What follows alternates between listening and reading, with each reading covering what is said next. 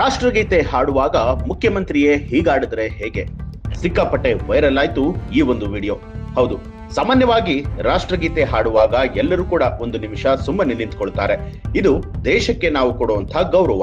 ಆದ್ರೆ ಇತ್ತೀಚೆಗೆ ಬಿಹಾರದ ಪಾಟ್ನಾದಲ್ಲಿ ನಡೆದ ಕ್ರೀಡಾ ಕಾರ್ಯಕ್ರಮವೊಂದರಲ್ಲಿ ರಾಷ್ಟ್ರಗೀತೆ ಹಾಡ್ತಾ ಇರುವಂತಹ ಸಮಯದಲ್ಲಿ ಬಿಹಾರದ ಮುಖ್ಯಮಂತ್ರಿ ನಿತೀಶ್ ಕುಮಾರ್ ಅವರು ನಗುತ್ತಾ ಇರುವಂತಹ, ಮಾತನಾಡ್ತಾ ಇರುವಂತಹ ದೃಶ್ಯ ಕ್ಯಾಮೆರಾದಲ್ಲಿ ಸೆರೆಯಾಗಿದೆ.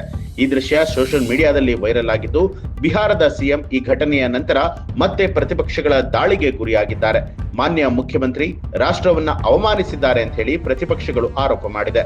ಪಾಟ್ನಾದ ಪಾಟಲಿಪುತ್ರ ಸ್ಪೋರ್ಟ್ಸ್ ಕಾಂಪ್ಲೆಕ್ಸ್ ನಲ್ಲಿ ಮಾರ್ಚ್ 20ರಂದು ನಡೆದ ಸೆಪೆಕ್ ಟಕ್ರಾ ವಿಶ್ವಕಪ್ ಉದ್ಘಾಟನಾ ಸಮಾರಂಭದಲ್ಲಿ ನಿತೀಶ್ ಕುಮಾರ್ ಅವರು ಐಎಎಸ್ ಅಧಿಕಾರಿ ಹಾಗೂ ಮುಖ್ಯಮಂತ್ರಿಗಳ ಪ್ರಧಾನ ಕಾರ್ಯದರ್ಶಿ ದೀಪಕ್ ಕುಮಾರ್ ಅವರೊಂದಿಗೆ ನಗುತ್ತಾ ಮಾತನಾಡ್ತಾ ಇರುವಂತದ್ದು ಕ್ಯಾಮೆರಾದಲ್ಲಿ ಸೆರೆಯಾಗಿದೆ. ಅವರು ಅಧಿಕಾರಿಯ ಭುಜವನ್ನ ತಟ್ಟಿ ಅವರ ಗಮನವನ್ನ ಸೆಳೆಯೋದಕ್ಕೆ ಪ್ರಯತ್ನ ಪಡ್ತಾರೆ. ಒಂದು ಹಂತದಲ್ಲಿ ಅವರು ಎಲ್ಲರನ್ನ ನೋಡಿ ಮುಗುಳ್ನಗ್ತಾರೆ. ಇದು ಕ್ಯಾಮೆರಾದಲ್ಲಿ ಸೆರೆಯಾಗಿದ್ದು ಎಲ್ಲೆಡೆಯಲ್ಲಿ ವೈರಲ್ ಕೂಡ ಆಗಿದೆ. ಈ ಘಟನೆಯ ವಿಡಿಯೋ ವೈರಲ್ ಆಗ್ತಿದ್ದ ಹಾಗೆ ಪ್ರತಿಪಕ್ಷಗಳು ಸೋಷಿಯಲ್ ಮೀಡಿಯಾದಲ್ಲಿ ಟೀಕೆಗಳ ಸುರಿಮಳೆಯನ್ನೇ ಹರಿಸಿದೆ. ಮಾನ್ಯ ಮುಖ್ಯಮಂತ್ರಿಗಳೇ, ದಯವಿಟ್ಟು ರಾಷ್ಟ್ರಗೀತೆಗೆ ಅವಮಾನ ಮಾಡಬೇಡಿ. ನೀವು ಪ್ರತಿದಿನ ಯುವಕರು, ವಿದ್ಯಾರ್ಥಿಗಳು, ಮಹಿಳೆಯರು ಮತ್ತು ವೃದ್ಧರನ್ನ ಅವಮಾನ ಮಾಡ್ತಾ ಇದ್ದೀರಾ. ಕೆಲವೊಮ್ಮೆ ನೀವು ಮಹಾತ್ಮ ಗಾಂಧೀಜಿಯವರ ಹುತಾತ್ಮ ದಿನದಂದು ಚಪ್ಪಾಳೆಯನ್ನ ತಟ್ಟಿದ್ದೀರಾ ಹಾಗೂ ಅವರ ಹುತಾತ್ಮತೆಯನ್ನ ಅಣುಕಿಸಿದ್ದೀರಾ.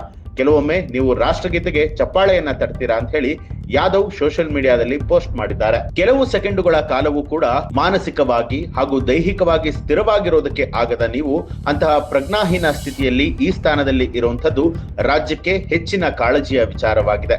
ಬಿಹಾರವನ್ನ ಮತ್ತೆ ಈ ರೀತಿ ಅವಮಾನ ಮಾಡಬೇಡಿ ಅಂತ ಹೇಳಿ ತಿಳಿಸಿದ್ದಾರೆ. ಇನ್ನು ಸೋಷಿಯಲ್ ಮೀಡಿಯಾದಲ್ಲಿ ಈ ರೀತಿಯಾಗಿ ಪೋಸ್ಟ್ ಅನ್ನ ಮಾಡಿರುವಂತದ್ದು ಯಾದವ್ ಅವರ ತಂದೆ ಲಾಲು ಯಾದವ್ ಅವರು ಕೂಡ ಈ ವಿಡಿಯೋನ ಸೋಷಿಯಲ್ ಮೀಡಿಯಾದಲ್ಲಿ ಪೋಸ್ಟ್ ಮಾಡಿದ್ದಾರೆ. ರಾಷ್ಟ್ರಗೀತೆಗೆ ಅವಮಾನ ಮಾಡುವುದನ್ನ ಭಾರತ ಸಹಿಸೋದಿಲ್ಲ. ಬಿಹಾರದ ಜನರೇ ಈಗ ಏನಾದರೂ ಉಳಿದಿದೆಯಾ ಅಂತ ಹೇಳಿ ಪ್ರಶ್ನೆ ಮಾಡಿದ್ದಾರೆ. ನಿತೀಶ್ ಕುಮಾರ್ ಹಾಗೂ ಅವರ ಪಕ್ಷವು ಈ ವಿಚಾರದ ಬಗ್ಗೆ ಇನ್ನೂ ಕೂಡ ಪ್ರತಿಕ್ರಿಯೆ ಕೊಟ್ಟಿಲ್ಲ. ಈ ಬಗ್ಗೆ ರಾಜ್ಯ ವಿಧಾನಸಭೆಯಲ್ಲಿ ಸಂಭಾವ್ಯ ವಿವಾದವನ್ನ ತಪ್ಪಿಸೋದಕ್ಕೆ ಮುಖ್ಯಮಂತ್ರಿ ಕ್ಷಮೆ ಯಾಚಿಸಬೇಕು ಅಂತ ಹೇಳಿ ನಿತೀಶ್ ಕುಮಾರ್ ಅವರ ಜನತಾದಳ ಯುನೈಟೆಡ್ ಮೂಲಗಳು ತಿಳಿಸಿದೆ. ಇನ್ನು ಇಂತಹ ಗಂಭೀರ ಸಂದರ್ಭಗಳಲ್ಲಿ ಮುಖ್ಯಮಂತ್ರಿಗಳು ಮಾಡಿದ ತಪ್ಪು ಇದೇ ಮೊದಲಲ್ಲ. ಇದೇ ವರ್ಷದ ಜನವರಿ 30ರಂದು ಮಹಾತ್ಮ ಗಾಂಧೀಜಿಯವರ ಪುಣ್ಯತಿಥಿ ಎಂದು ಅವರಿಗೆ ಪುಷ್ಪ ನಮನ ಸಲ್ಲಿಸಿದ ನಂತರವೂ ಕೂಡ ಅವರು ಚಪ್ಪಾಳೆ ತಟ್ಟಿ ಟೀಕೆಗೆ ಒಳಗಾಗಿದ್ರು. ಒಟ್ಟಾರೆಯಾಗಿ ಈ ಒಂದು ವಿಡಿಯೋಗೆ ಸಂಬಂಧಪಟ್ಟ ಹಾಗೆ ನಿಮ್ಗೆ ಏನನ್ನಿಸ್ತು ಅನ್ನೋದನ್ನ ಕಮೆಂಟ್ ಮಾಡಿ ತಿಳಿಸಿ. ಹಾಗೆ ಯಾರೆಲ್ಲ ಇನ್ನೂ ಕೂಡ ನಮ್ಮ ಚಾನೆಲ್ ಅನ್ನ ಸಬ್ಸ್ಕ್ರೈಬ್ ಮಾಡಿಲ್ಲ, ತಪ್ಪದೆ ಸಬ್ಸ್ಕ್ರೈಬ್ ಮಾಡಿ, ಬೆಲ್ ಐಕಾನ್ ಒತ್ತಿ.